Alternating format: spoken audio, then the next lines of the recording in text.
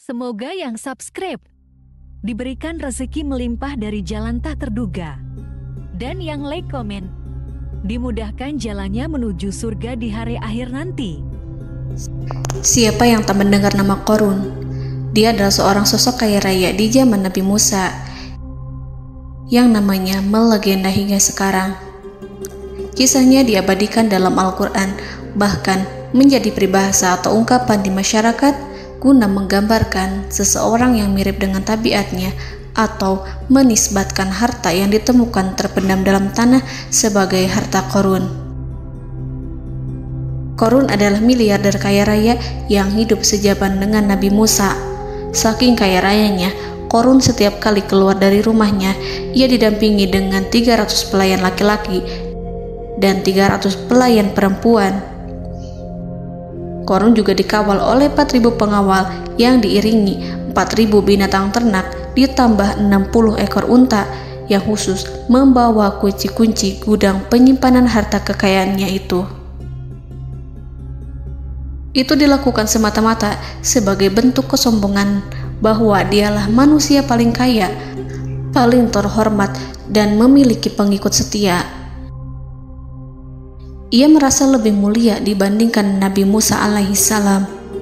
Orang-orang tentu saja akan penasaran seberapa banyak harta kekayaan Qorun jika pengawal dan pembawa kunci gudang kekayaannya sebanyak itu. Lalu berapa banyakkah harta yang dimiliki Qorun yang disimpan di dalam gudangnya tersebut? Sebelum saya melanjutkan, dimohon untuk menonton video ini sampai selesai supaya tidak ada kesalahpahaman dalam memahami isi cerita, serta mohon bantu channel ini semakin berkembang dengan cara tekan subscribe dan silakan tinggalkan like serta komen positifnya.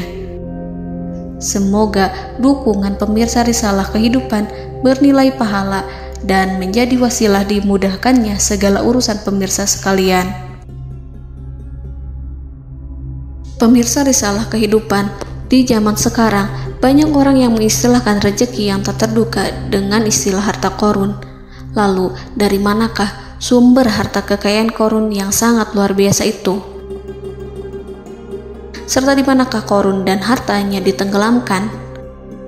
Siapakah Qorun dan bagaimana kisahnya dengan Nabi Musa? Qorun merupakan kaum Nabi Musa alaihissalam. Disebutkan oleh Ibnu Jurayj, nama lengkap Qorun adalah Qorun ibnu Yashar, ibnu Qahis, ibnu Lawi, ibnu Yakub. Ia merupakan putra paman atau sepupu Nabi Musa alaihissalam. Pasalnya, Nabi Musa alaihissalam sendiri adalah putra Imran, sedangkan Imran adalah putra Qahis. Dengan kata lain, Qorun masih satu kakek dengan Nabi Musa alaihissalam, yakni kakek Qahis. Ia adalah umat Nabi Musa yang taat. Tidak hanya memiliki banyak harta, Qorun juga termasuk orang yang cerdas dan berilmu. Ia menguasai ilmu duniawi dan ilmu ukhrawi, dan tercatat bahwa Qorun adalah ahli di bidang kimia. Dirinya tercatat sebagai ahli kitab Taurat setelah Nabi Musa. Kepandaian Qorun dalam ilmu agama membuat dirinya sering disebut dengan ilmu nawir, atau orang yang memberi cahaya dan penerangan. Suaranya terkenal merdu dalam membaca kitab Taurat. Selain itu, Qorun juga lihai dalam berbisnis. Ia mengetahui trik investasi yang menguntungkan, serta jalur perdagangan internasional yang strategis di zamannya. Kekayaan Qorun begitu banyak, sebagaimana tercatat dalam surat Al-Qasas ayat 76. Sesungguhnya Qorun termasuk kaum Musa, tetapi dia berlaku aniaya terhadap mereka. Kami menganugerahkan kepadanya perbendaharaan harta yang kunci-kuncinya sungguh berat dipikul oleh sejumlah orang-orang yang kuat. Dalam riwayat Kaisamah disebutkan, kunci gudang kekayaan Qorun dibutuhkan 60 bigol atau sejenis kuda kecil. Ukuran kuncinya sebesar jari, bahannya terbuat dari kulit, dan setiap kunci digunakan untuk satu gudang. Maka keluarlah Qorun kepada kaumnya dalam kemegahannya. Para ulama tafsir menjelaskan Qarun keluar dengan mewah diiringi dengan 300 gadis berbaju merah dan 4.000 kendaraan kuda. Tak heran, iring-iringan Qarun itu mengundang decak kagum mereka yang gandrung terhadap harta kekayaan. Sebagaimana yang terekam dalam ayat Al-Quran, moga-moga kiranya kita mempunyai seperti apa yang telah diberikan kepada Qarun. Sesungguhnya ia benar-benar mempunyai keberuntungan yang besar. Quran Surat Al-Qasas ayat 79. Namun tak sedikit kaumnya yang mengingatkan. Ingatlah ketika kaumnya berkata kepadanya, janganlah engkau terlalu bangga, sesungguhnya Allah tidak menyukai orang-orang yang terlalu membanggakan diri atau farihin. Ulama menafsirkan istilah farihin di sana juga berarti takabur, zolim, berbuat kerusakan, arogan, dan tak mau bersyukur terhadap nikmat. Qarun dikisahkan memiliki ribuan kuda yang berisikan emas dan perak. Bila keluar rumah, Qarun selalu berpakaian mewah dan dikawal 600 pelayan dan diiringi 4.000 ekor kuda serta 60 ekor unta yang membawa kunci-kunci gudang kekayaannya. Namun, sayangnya Qarun kemudian membangkang pada Nabi Musa dan menjadi pengikut setia Fir'aun. Mengenai dari mana asal-usul kekayaan Qarun, ada beberapa riwayat yang memberitahukan tentang asal-usul kekayaan Qarun. Sumber pertama menyebutkan bahwa jauh sebelum memiliki kekayaan, Qarun hanyalah seorang lelaki miskin yang tidak mampu menafkahi keluarganya. Anaknya sangat banyak. Lalu suatu ketika Qarun datang kepada Nabi Musa. Ia meminta Nabi Musa alaihi salam untuk mendoakannya agar Allah memberikan harta benda yang banyak. Qarun juga meminta Nabi Musa mengajarinya ilmu kimia dan ilmu-ilmu kehidupan lainnya. Qarun dikenal sebagai orang yang soleh dan mengikuti ajaran Ibrahim dengan baik, sehingga tanpa pikir panjang, Nabi Musa alaihi salam menyetujui permintaannya. Allah Subhanahu wa ta'ala mengabulkan doa Nabi Musa. Qarun diberikan kecerdasan luar biasa dan menguasai ilmu yang telah diajarkan kepadanya. Qarun menguasai teori dan praktik pembuatan emas permata dan beragam perhiasan mewah lainnya. Ia juga pakar dalam ilmu arsitektur, rancangan bangunan, penataan kota, dan lain sebagainya. Tidak lama setelah itu, hidupnya berubah. Qarun pun hidup dengan bergelimbang harta. Ribuan gudang yang dimilikinya penuh dengan emas dan perak. Namun, sayangnya, keberuntungan yang didapatkannya membuatnya gelap mata. Qarun mulai hidup dengan penuh pamer, keangkuhan, dan penuh kesombongan. Kekayaan yang diberikan Allah Subhanahu wa ta'ala membuatnya lupa dengan Sang Maha Pemberi. Qarun merasa lebih terhormat dan mulia dibandingkan Nabi Musa. Ia pun akhirnya membelot dan durhaka pada Musa. Ia mengingkari janji-janjinya dulu dan beralih menjadi pengikut Fir'aun yang setia. Loyalitas Qarun terhadap Fir'aun membuatnya diangkat menjadi kepala mandor yang membawahi ribuan pekerja. Dikisahkan bahwa Qarun bersikap semena-mena terhadap para pekerja. Ia tega memotong upah mereka. Ia melakukan korupsi demi membangun istana dan kemegahannya sendiri, dan untuk membangun gudang-gudang penyimpanan harta yang telah ia kumpulkan jauh-jauh hari. Ketika datang perintah zakat, Nabi Musa alaihi salam pergi menemui Qarun dan memerintahnya mengeluarkan zakat sebesar 1 dinar dari setiap 1000 dinar hartanya, 1 dirham dari setiap 1000 dirham, 1 kambing dari setiap 1000 kambing, dan seterusnya. Setelah Qarun menghitung seluruh hartanya, ternyata jumlah zakatnya sangat besar. Kekikirannya pun mulai menghalangi hatinya untuk mengeluarkan zakat. Qarun enggan membayar zakat ketika Nabi Musa alaihissalam menagih zakat yang diperintahkan oleh Allah untuk ditunaikan olehnya. Ketika Qarun dimintai zakat, ia langsung marah dan tidak memberikan sedikit pun kekayaannya. Dia berpikir bahwa harta kekayaan yang dimilikinya didapat dari hasil kerja dan usahanya, dan tidak ada kaitannya dengan siapapun, termasuk Allah Subhanahu wa Ta'ala. Janji Qarun untuk lebih taat beribadah dan membantu sesama jika diberi kekayaan oleh Allah dilupakannya. Dia mempergunakan kekayaannya tersebut dalam kesesatan, kezoliman, dan permusuhan, sehingga membuatnya menjadi sombong dan terlena. Orang-orang beriman pada masa itu sering menasihati Qarun untuk bersyukur atas nikmat yang telah Allah berikan, tetapi dia tidak mengindahkan nasihat tersebut. Dari sikapnya tersebut sudah jelas bahwa Qarun tidak membutuhkan nasihat kebenaran, bahkan merasa tidak takut dengan ancaman Allah. Sebab Qarun merasa sudah memiliki segalanya. Qarun merasa dirinya hebat dan pintar serta punya banyak pengikut setia, punya banyak pengawal dan merasa aman karena dekat dengan Raja Fir'aun. Qarun berkata, "Sesungguhnya aku mendapatkan harta ini karena ilmu yang ada padaku." Qarun sangat sombong.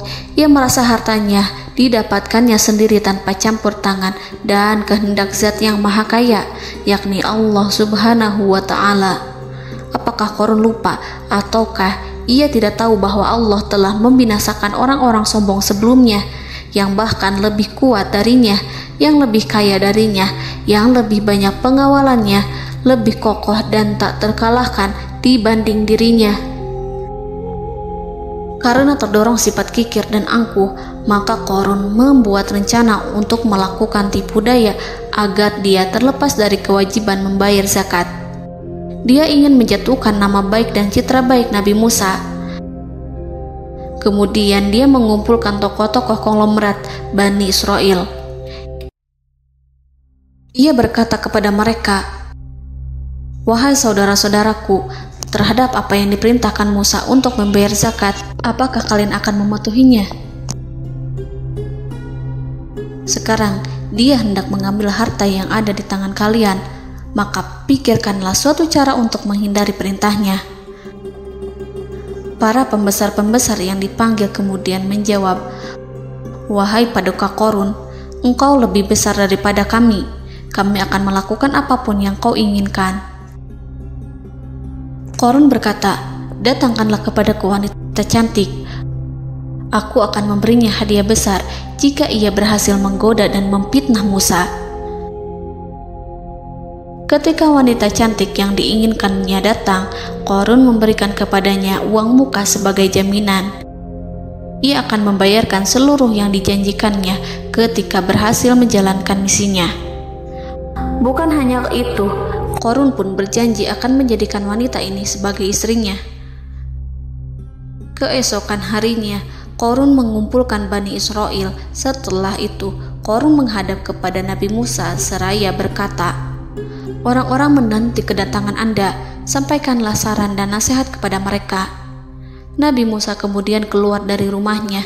Ia mulai menyampaikan nasihat pada umatnya. Di antara nasihatnya, beliau berkata, "Barang siapa yang mencuri, aku akan memotong tangannya. Barang siapa yang memfitnah, aku akan mencambuknya sebanyak 70 kali. Barang siapa yang tidak mempunyai istri dan dia berbuat zina, maka aku akan mencambuknya sebanyak 70 kali. Adapun barang siapa yang memiliki istri dan ia berbuat zina, aku akan rajam dia sampai mati." Qarun kemudian berkata, "Apakah ini juga berlaku untuk Anda jika Anda sendiri yang berbuat zina? Apakah Anda akan menerima hukumannya?" Kemudian Nabi Musa menjawab, "Ya, meskipun saya sendiri yang melakukannya." Maka kemudian Qarun memanggil wanita yang telah dibayarnya. Wanita itu berdiri di depan Nabi Musa dan Bani Israel yang telah berkumpul, mengaku sedang hamil karena berhubungan badan dengan Nabi Musa. Maka marahlah Nabi Musa atas fitnah kejam yang diarahkan kepadanya. Kemudian Nabi Musa melakukan sholat 2 rakaat, lalu mendatangi wanita itu dan menyumpahnya agar mengatakan siapa yang menyuruhnya. Wanita itu menjadi ketakutan. Ia bergemetar di depan Nabi Musa dan mengaku bahwa yang menyuruhnya adalah Qarun. Lalu wanita itu bertaubat dan meminta maaf kepada Nabi Musa. Seketika Nabi Musa bersujud seraya berdoa kepada Allah agar menimpakan azab kepada Qarun. Allah memberi wahyu kepada Musa bahwa bumi telah dijadikan tunduk kepada perintah Nabi Musa. Kemudian Nabi Musa berkata kepada bumi, "Wahai bumi, telanlah Qarun beserta kekayaannya, habiskanlah semua." Kala itu Allah menurunkan wahyu kepada Musa alaihissalam untuk memerintah bumi apapun yang diinginkannya. Begitu Nabi Musa alaihissalam datang dengan wajah sangat marah, barulah Qarun merajuk, "Wahai Musa, sayangilah aku." Sementara Nabi Musa alaihissalam tak bergeming. Beliau lantas berkata pada bumi, "Wahai bumi, ambillah mereka." Seketika rumah Qarun mulai bergetar. Qarun dan antek-anteknya mulai dibenamkan hingga bagian lututnya. Rumahnya ikut turun sedalam lutut. Qarun kembali merajuk, "Sayangilah aku Musa." Rumahnya kembali berguncang. Kini Qarun dan kawan-kawannya kembali terbenam hingga pusar. Demikian pula rumahnya. Qarun terus merajuk, "Wahai Musa, sayangilah aku." Sementara Nabi Musa alaihissalam kembali meminta bumi, "Wahai bumi, ambillah mereka." Rumah Qarun berguncang lagi, sementara Qarun dan kawan-kawannya terus terbenam hingga bagian tenggorokannya. Demikian pula rumahnya. Qarun lagi-lagi menjerit, "Wahai Musa, sayangilah aku." Namun Nabi Musa alaihissalam tak bergeming. Beliau terus meminta bumi menelannya hingga akhirnya Qarun dan kawan-kawannya hilang seluruhnya ditelan bumi. Tak lama setelah itu Allah berkata, "Wahai Musa, apa yang membuatmu bersikap demikian? Padahal demi kemuliaanku, andai dia Qarun berdoa kepadaku, niscaya aku akan rahmati. Maka kami benamkan dia beserta rumahnya ke dalam bumi, maka tidak ada baginya satu golongan pun yang akan menolongnya selain Allah, dan dia tidak termasuk orang-orang yang dapat membela diri." Quran Surat Al-Qasas ayat 81. Lalu di manakah lokasi ditenggelamkannya Qarun beserta harta bendanya?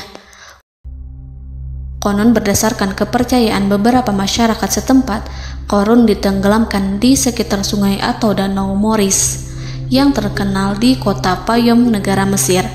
Qarun konon mendirikan istana dan di tempat itu pula ia ditenggelamkan. Dahulu, Qarun berkeinginan membangun sebuah istana, namun tidak diizinkan oleh Fir'aun jika istana itu dibangun di samping istana Fir'aun. Terlebih, Qarun juga tidak ingin membangun istana di tengah pemukiman Bani Israel yang terletak di tanah Jasan. Fir'aun pun memberikan tanah di wilayah Fayom. Kemudian di tepi sungai Payom inilah Qarun membangun istananya yang megah, dan di dalamnya ia membangun Al-Khunuj, gudang penyimpanan harta berisi emas dan perak. Salah satu bukti arkeologis yang dapat dijumpai di lokasi tersebut adalah runtuhan bangunan yang diduga sebagai tempat tinggal Qarun yang berjarak sekitar 2 km dari Danau Qarun. Menurut beberapa sumber, bangunan yang masih berdiri kokoh tersebut adalah benteng yang dibangun oleh Qarun. Namun ada juga yang mengatakan bahwa bangunan tersebut adalah tempat tinggalnya. Wallahu a'lam. Semoga kita semua dijadikan orang yang Allah mampukan menjadi orang kaya namun tidak seperti Qarun,